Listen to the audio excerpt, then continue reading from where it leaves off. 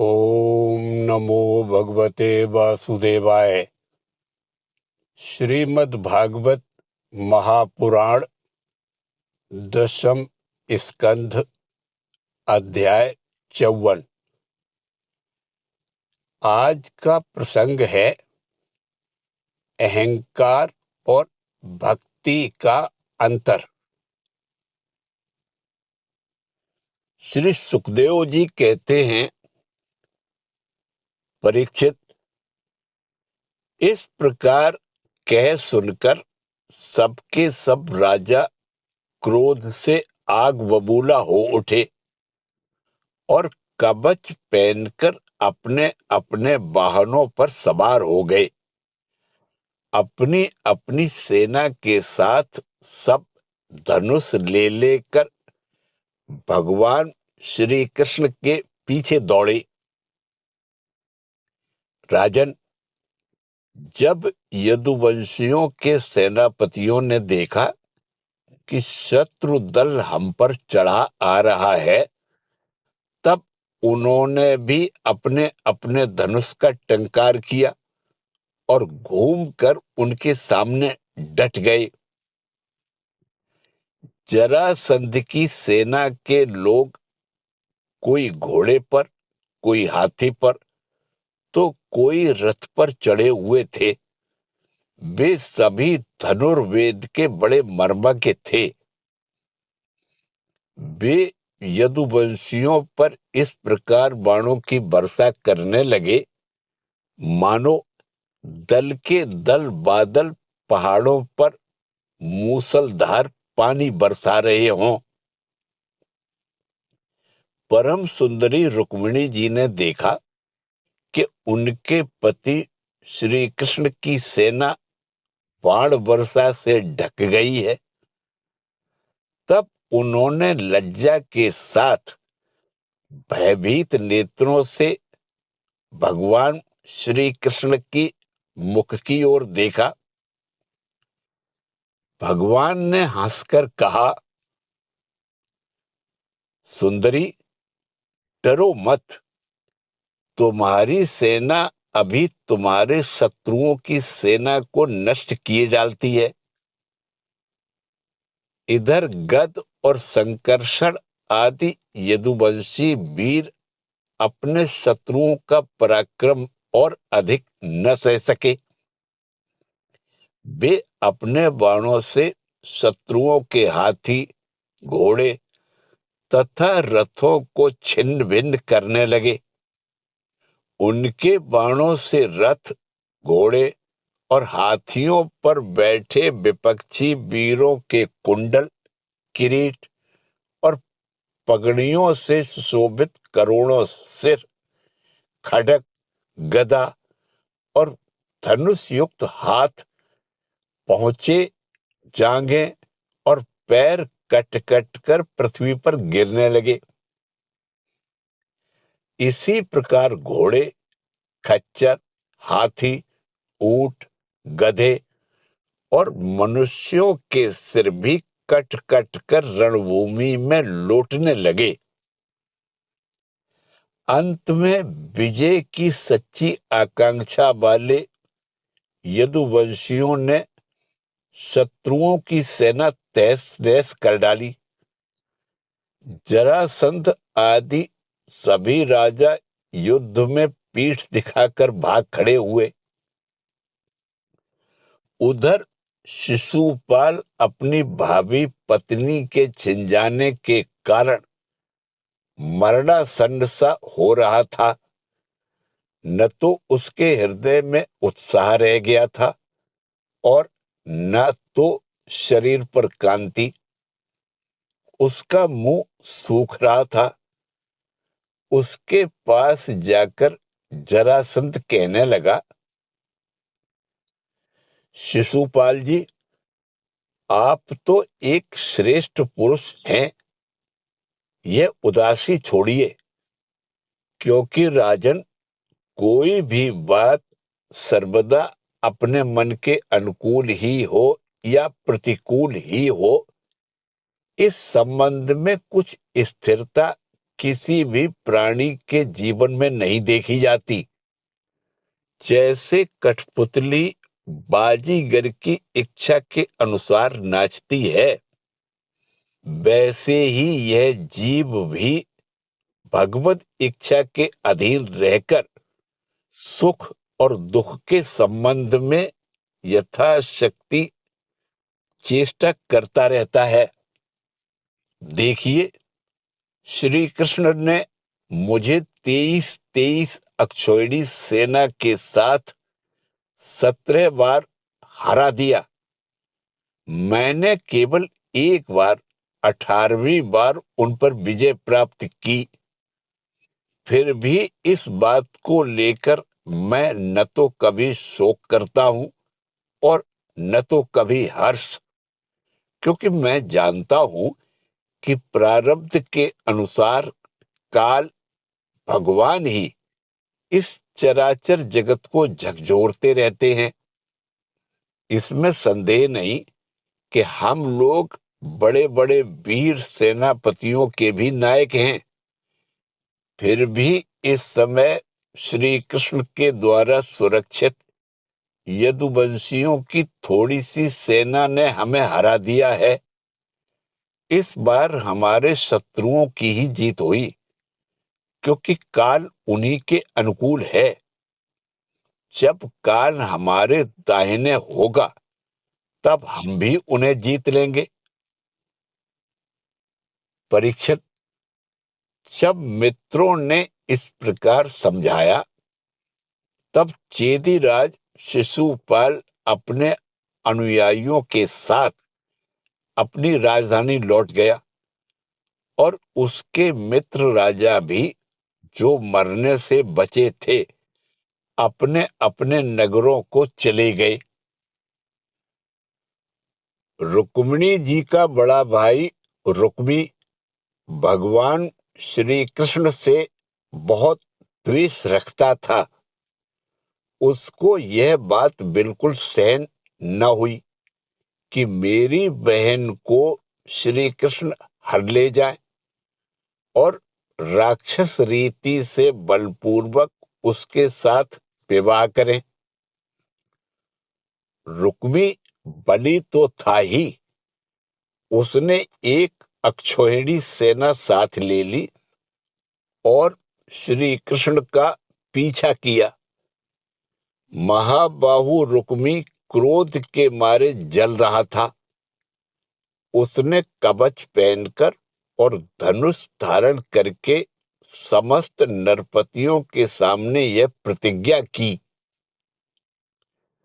मैं आप लोगों के बीच में यह शपथ करता हूं कि यदि मैं युद्ध में श्री कृष्ण को न मार सका और अपनी बहन रुक्मिणी को न लौटा सका, तो अपनी राजधानी कौंडिन्यपुर में प्रवेश नहीं करूंगा।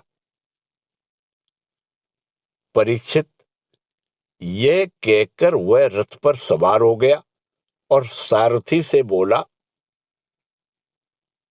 जहां कृष्ण हो वहां शीघ्र से शीघ्र मेरा रथ ले चलो। आज मेरा उसी के साथ युद्ध होगा।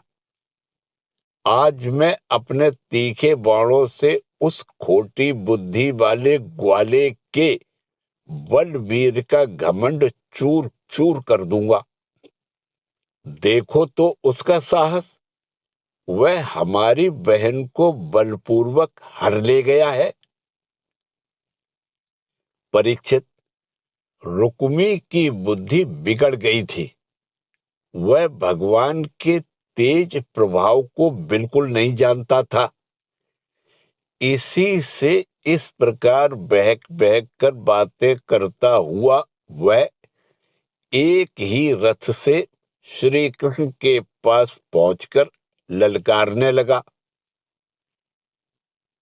खड़ा रह, खड़ा रह। उसने अपने धनुष को बलपूर्वक खींचकर भगवान श्री कृष्ण को 3 बाण मारे और कहा,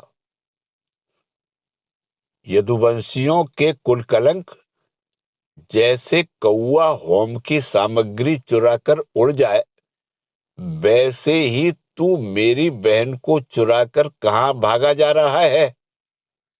अरे मंद, तू बड़ा मायावी और कपट युद्ध में कुशल है। आज मैं तेरा सारा गर्व खर्व किए डालता हूं। देख, जब तक मेरे बाण तुझे धरती पर सुला नहीं देते, उसके पहले ही इस बच्ची को छोड़कर भाग जा। रुक्मी की बात सुनकर भगवान श्री कृष्ण मुस्कुराने लगे।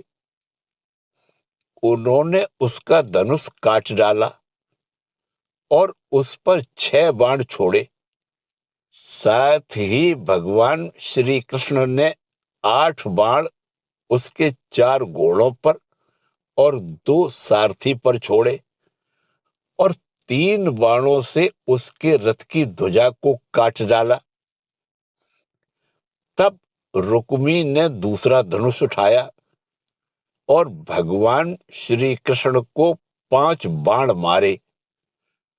उन बाणों के लगने पर उन्होंने उसका वह धनुष भी काट डाला। रुक्मी ने इसके बाद एक और धनुष लिया, परंतु हाथ में लेते लेते ही अविनाशी अच्युत ने उसे भी काट डाला। इस प्रकार रुक्मी ने परिख, पट्टिस, शूल, ढाल, तलवार, शक्ति और तोमर, उन सभी को भगवान ने प्रहार करने के पहले ही काट डाला। अब रुक्मी क्रोधवश हाथ में तलवार लेकर भगवान श्री कृष्ण को मार डालने की इच्छा से रथ से कूद पड़ा और इस प्रकार उनकी ओर झपटा, जैसे पतिंगा आग की ओर लपकता है। जब भगवान ने देखा कि रुक्मी मुझ पर चोट करना चाहता है, तब उन्होंने अपने बाणों से उसकी ढाल तलवार को तिल तिल करके काट दिया और उसको मार डालने के लिए हाथ में तीखी तलवार निकाल ली। जब रुक्मिणी जी ने देखा कि ये तो हमारे भाई को अब मार ही डालना चाहते हैं, तब वे भय से बेहाल हो गई और अपने प्रियतम पति भगवान श्री कृष्ण के चरणों पर गिरकर करुण स्वर में बोली,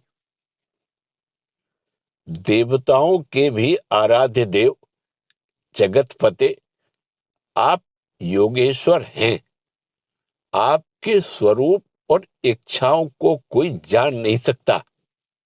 आप परम बलवान हैं, परंतु कल्याण स्वरूप भी तो हैं।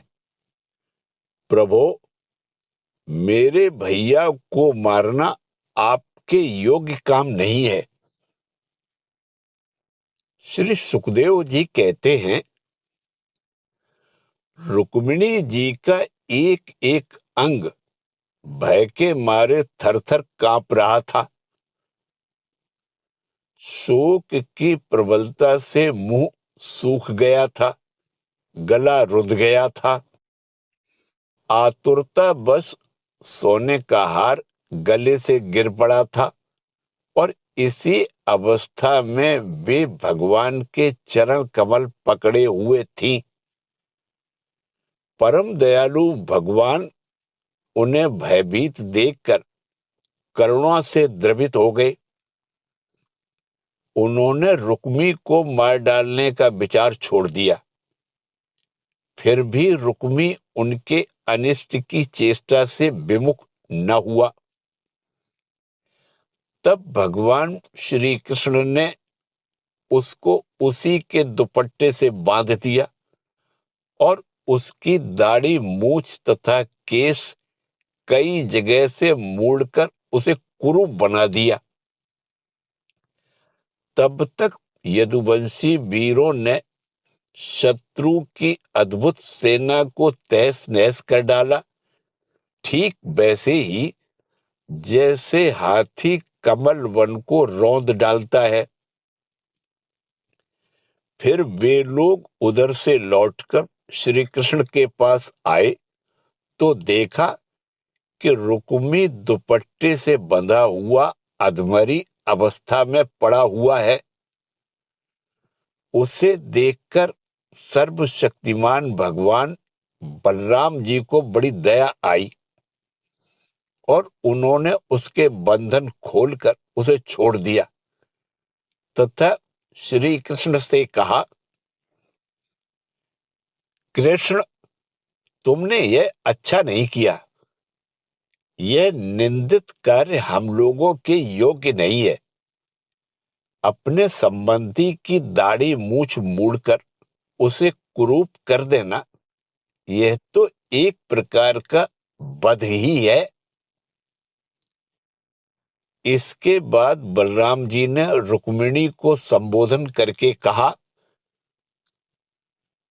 साध्वी, तुम्हारे भाई का रूप विकृत कर दिया गया है।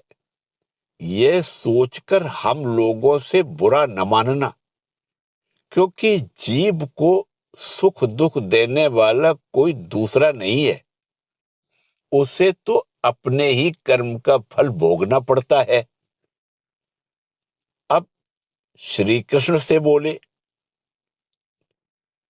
कृष्ण, यदि अपना सगा संबंधी वध करने योग्य अपराध करे तो भी अपने ही संबंधियों के द्वारा उसका मारा जाना उचित नहीं है। उसे छोड़ देना चाहिए। वह तो अपने अपराध से ही मर चुका है।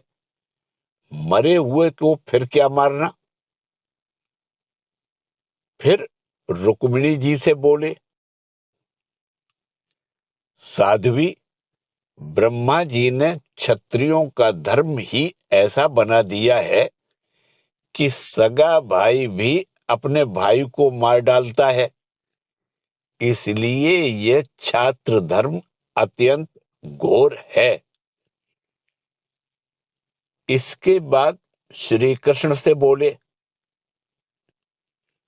भाई कृष्ण, यह ठीक है कि जो लोग धन के नशे में अंधे हो रहे हैं और अभिमानी हैं, वे राज्य, पृथ्वी, पैसा, स्त्री, मान, तेज अथवा किसी और कारण से अपने बंधुओं का भी तिरस्कार कर दिया करते हैं। अब वे रुक्मिणी जी से बोले, साध्वी, तुम्हारे भाई बंधु समस्त प्राणियों के प्रति दुर्भाव रखते हैं। हमने उनके मंगल के लिए ही उनके प्रति दंड विधान किया है। उसे तुम अज्ञानियों की भांति अमंगल मान रही हो। यह तुम्हारी बुद्धि की विषमता है। देवी, जो लोग भगवान की माया से मोहित होकर देह को ही आत्मा मान बैठते हैं, उन्हीं को ऐसा आत्ममोह होता है कि यह मित्र है, यह शत्रु है और यह उदासीन है। समस्त देहधारियों की आत्मा एक ही है और कार्य कारण से, माया से उसका कोई संबंध नहीं है। जल और घड़ा आदि उपाधियों के भेद से जैसे सूर्य, चंद्रमा आदि प्रकाश युक्त पदार्थ और आकाश भिन्न भिन्न मालूम पड़ते हैं, परंतु हैं एक ही। वैसे ही मूर्ख लोग शरीर के भेद से आत्मा का भेद मानते हैं। यह शरीर आदि और अंत वाला है। पंचभूत, पंच प्राण, तन्मात्रा और त्रिगुण ही इसका स्वरूप है। आत्मा में उसके अज्ञान से ही इसकी कल्पना हुई है और वह कल्पित शरीर ही जो उसे मैं समझता है उसको जन्म मृत्यु के चक्कर में ले जाता है। साध्वी, नेत्र और रूप दोनों ही सूर्य के द्वारा प्रकाशित होते हैं। सूर्य ही उनका कारण है।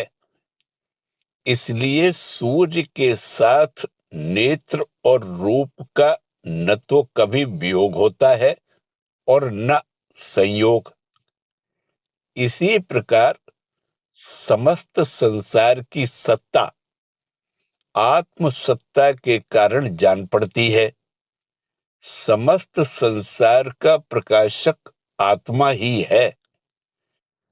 फिर आत्मा के साथ दूसरे असत पदार्थों का संयोग या वियोग हो ही कैसे सकता है? जन्म लेना, रहना, बढ़ना, बदलना, घटना और मरना, ये सारे विकार शरीर के होते हैं, आत्मा के नहीं। जैसे कृष्ण पक्ष में कलाओं का ही क्षय होता है, चंद्रमा का नहीं। परंतु अमावस्या के दिन व्यवहार में लोग चंद्रमा का ही क्षय हुआ कहते सुनते हैं। वैसे ही जन्म मृत्यु आदि सारे विकार शरीर के ही होते हैं, परंतु लोग उसे भ्रमवश अपना अपने आत्मा का मान लेते हैं। जैसे सोया हुआ पुरुष किसी पदार्थ के न होने पर भी स्वप्न में भोक्ता, भोग्य और भोग रूप फलों का अनुभव करता है, उसी प्रकार अज्ञानी लोग झूठ मूठ संसार चक्र का अनुभव करते हैं। इसलिए साध्वी, अज्ञान के कारण होने वाले इस शोक को त्याग दो। यह शोक अंतःकरण को मुरझा देता है, मोहित कर देता है। इसलिए इसे छोड़कर तुम अपने स्वरूप में स्थित हो जाओ। श्री सुखदेव जी कहते हैं, परीक्षित, जब बलराम जी ने इस प्रकार समझाया, तब परम सुंदरी रुक्मिणी जी ने अपने मन का मैल मिटाकर विवेक बुद्धि से उसका समाधान किया। रुक्मी की सेना और उसके तेज का नाश हो चुका था, केवल प्राण बच रहे थे। उसके चित्त की सारी आशा अभिलाषाएं व्यर्थ हो चुकी थी और शत्रुओं ने अपमानित करके उसे छोड़ दिया था। उसे अपने विरूप किए जाने की कष्टदायक स्मृति भूल नहीं पाती थी। अतः उसने अपने रहने के लिए भोजकट नाम की एक बहुत बड़ी नगरी बसाई। उसने पहले ही यह प्रतिज्ञा कर ली थी कि दुर्बुद्धि कृष्ण को मारे बिना और अपनी छोटी बहन को लौटाए बिना मैं कुंडनपुर में प्रवेश नहीं करूंगा। इसलिए क्रोध करके वह वहीं रहने लगा। परीक्षित, भगवान श्री कृष्ण ने इस प्रकार सब राजाओं को जीत लिया और विदर्भ राजकुमारी रुक्मिणी जी को द्वारका में लाकर उनका विधि पूर्वक पाणी ग्रहण किया। हे राजन, उस समय द्वारकापुरी में घर घर बड़ा ही उत्सव मनाया जाने लगा। क्यों न हो, वहां के सभी लोगों का यदुपति श्री कृष्ण के प्रति अनन्य प्रेम जो था, वहां के सभी नर नारी मणियों के चमकीले कुंडल धारण किए हुए थे। उन्होंने आनंद से भरकर चित्र विचित्र वस्त्र पहने दूल्हा और दुल्हन को अनेकों भेंट की सामग्रियां उपहार में दी। उस समय द्वारका की अपूर्व शोभा हो रही थी। कहीं बड़ी बड़ी पताकाएं बहुत ऊंचे तक फहरा रही थी। चित्र विचित्र मालाएं, वस्त्र और रत्नों के तोरण बंधे हुए थे। द्वार द्वार पर दूब, खील आदि मंगल की वस्तुएं सजाई हुई थी। जल भरे कलश, अर्गजा और धूप की सुगंध तथा दीपावली से बड़ी ही विलक्षण शोभा हो रही थी। मित्र नरपति आमंत्रित किए गए थे। उनके मतवाले हाथियों के मद से द्वारका की सड़क और गलियों का छिड़काव हो गया था। प्रत्येक दरवाजे पर केलों के खंभे और सुपारी के पेड़ रोपे हुए बहुत ही भले मालूम होते थे। उस उत्सव में कुतूहल बस इधर उधर दौड़ धूप करते हुए बंधु वर्गों में कुरु, संजय, कैकेय, विदर्भ, यदु और कुंती आदि वंशों के लोग परस्पर आनंद मना रहे थे। जहां तहां रुक्मिणी हरण की गाथा गाई जाने लगी। उससे सुनकर राजा और राजकन्याएं अत्यंत विस्मित हो गई। महाराज, भगवती लक्ष्मी जी को रुक्मिणी के रूप में साक्षात लक्ष्मीपति भगवान श्री कृष्ण के साथ देखकर द्वारकावासी नर नारियों को परम आनंद हुआ। इसी के साथ 54वां अध्याय समाप्त हुआ। ओम नमो भगवते वासुदेवाय।